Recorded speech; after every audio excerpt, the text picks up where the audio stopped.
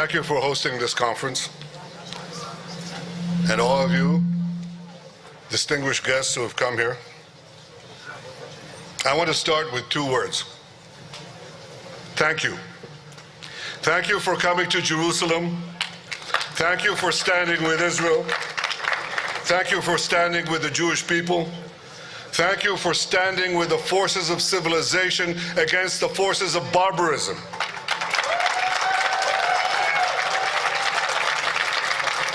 I say barbarism because anti-Semitism is a disease carried by barbarians that threaten all civilized societies.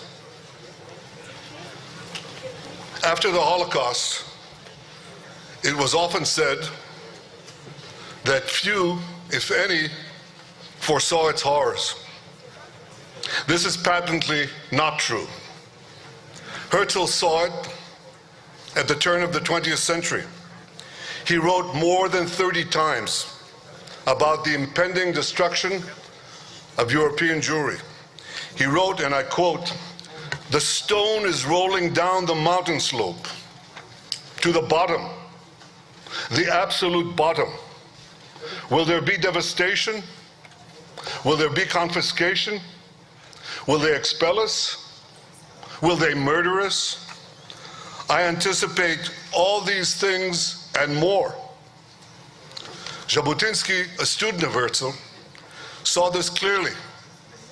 In 1938, he stood in Warsaw and issued a final desperate call to his fellow Jews. He said, "You are blind, you do not see, but those who do see, save yourselves, leave now." Another person who saw it was my father, the late Professor Benjamín Netanyahu. He issued his own prescient warning 5 years earlier, in 1933, with the rise of Hitler. He was 23 years old, and he wrote what appears, in hindsight, to be an astonishing prophecy. I quote, "Racial anti-Semitism is inciting a global war against the existence of the Jews as a race that poisons human society. If racial anti-Semitism spreads, it will not only endanger Jewish rights, but the existence of Jewish people everywhere. In the face of the Holocaust facing the Jewish people, the Holocaust," my father wrote, "our role is to repeatedly remind the entire world what Germany is inculcating to its own sons. We can only crush racial anti-Semitism if we prove that German racism is not directed at Jews alone. We must convince others that Hitler's attacks on the Jews of Germany is an attack on human society as a whole." End quote. Perhaps the history of the 20th century and the fate of multitudes, including 6 million Jews, would have been different if more had paid heed to such warnings at the time. Today we issue a similar warning. The fate of free societies is tied to their willingness to fight the scourge of anti-Semitism. For anti-Semitism legitimizes and unleashes wanton violence against a part of human society just because of the identity of its members. Not because of anything they do, but because of who they are. And once this principle is practiced on one group, it has no limits. 80 years ago, this deadly virus destroyed a third of the Jewish people. Its virulent mutations under the Nazis claimed the lives of millions more, until it was stamped out by unrelenting Allied military force. Now this hatred has reemerged. It has reemerged through its radical Islamist carriers in Yemen, Iran, Lebanon, Gaza, and elsewhere. These anti-Semites wish to destroy not only the Jewish state. They seek to destroy the forces of modernity in the Arab and Muslim world, they seek to drag it back to a primitive and violent medievalism. Nowhere was this fanaticism better demonstrated than on October 7th. The Hamas monsters who attacked us on that day beheaded our men, raped our women, and burnt our babies. They took 251 innocent people hostage, including grandmothers, including their grandchildren. We brought back 196 of these hostages, 147 of them alive. We are determined to bring all of them home. But here's what we learned that day, for those who needed to learn it. We learned that if they could, these savage Hamas killers would murder all of us, down to the last man, woman, and child. And this hatred, as Chancellor Scholz of Germany told me, he said, they're not different from the Nazis. They're exactly the same as the Nazis. That is true. But today, the Jewish people are in a different position from where we were on the eve of the Holocaust. The Holocaust comprised of 5,000 October 7th. 5,000. The scattered and defenseless Jewish people were totally powerless to resist it. This is not the case today. Today we have a state. Today we have an army. Today we can defend ourselves. And today we do defend ourselves. Our brave soldiers, our brave, incredibly brave soldiers, rolled back the terrorist tide. They boldly fight against our would-be destroyers. For 18 months, they have fought like lions on 7 fronts.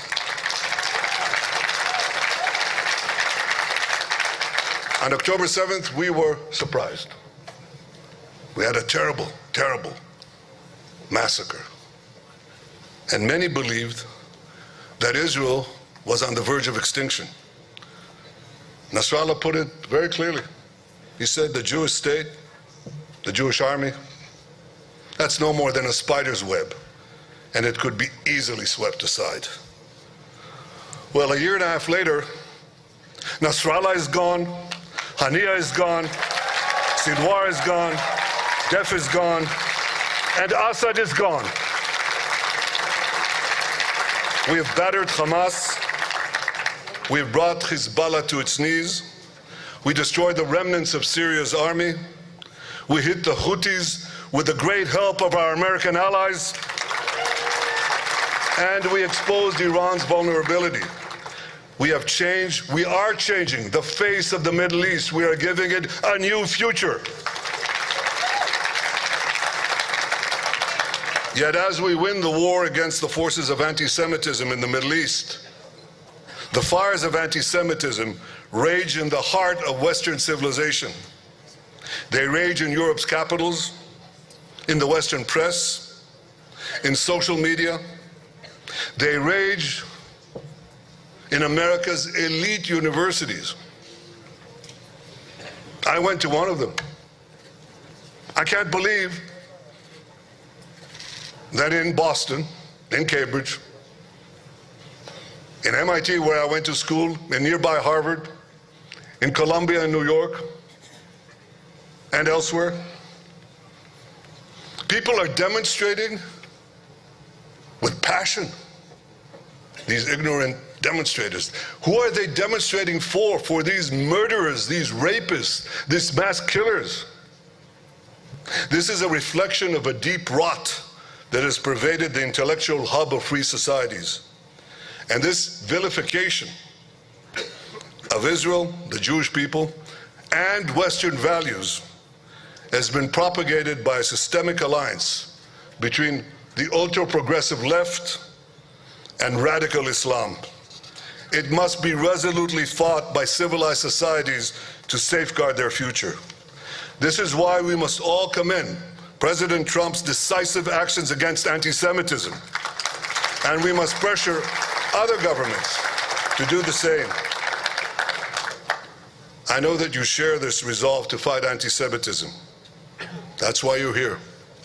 That's why I salute your coming here to Jerusalem, to express your refusal to cower before anti-Semitism.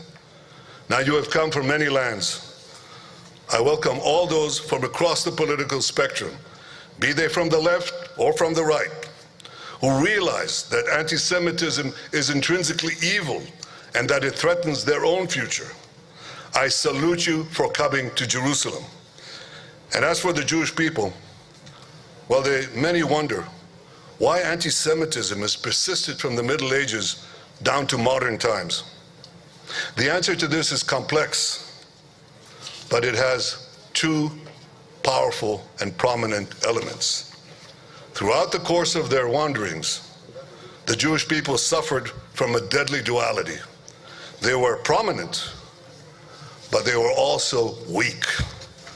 And this deadly duality invited envy and aggression with horrendous consequences down the ages.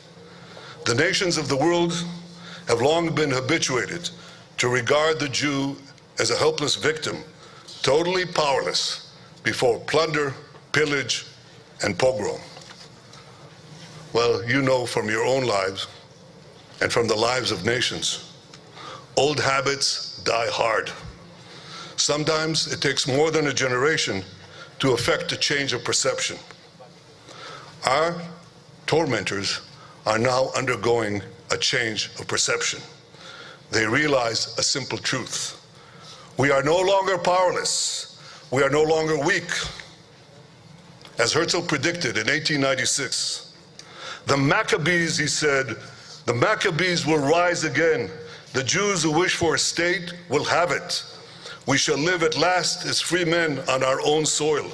The world will be freed by our liberty, enriched by our wealth, magnified by our greatness.